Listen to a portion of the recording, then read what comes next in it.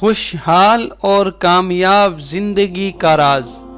جب کبھی خون کے رشتے دل دکھائیں تو حضرت یوسف علیہ السلام کو یاد کر لینا، جن کے بھائیوں نے انہیں کنویں میں پھینک دیا تھا۔ جب کبھی لگے کہ تمہارا جسم بیماری کی وجہ سے درد میں مبتلا ہے تو ہائے کرنے سے پہلے صرف ایک بار حضرت ایوب علیہ السلام کو یاد کرنا، جو تم سے زیادہ بیمار تھے۔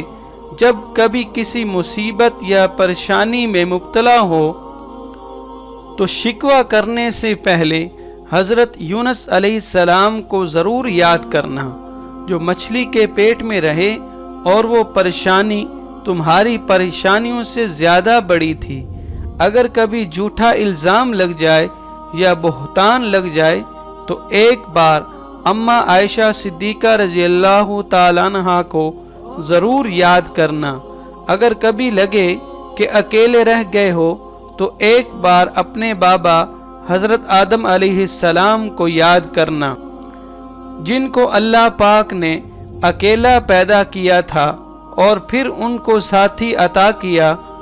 تو تم نا امید نہ ہونا، تمہارا بھی کوئی ساتھی ضرور بنے گا۔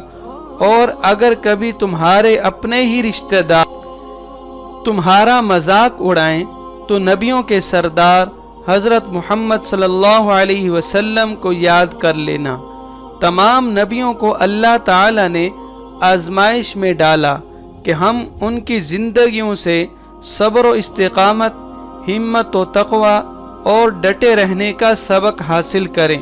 اپنے نبیوں کی زندگیوں کو اپنا رول ماڈل بنائیں، انہیں اپنا آئیڈیل بنائیں اور ایک خوشحال اور کامیاب زندگی گزاریں۔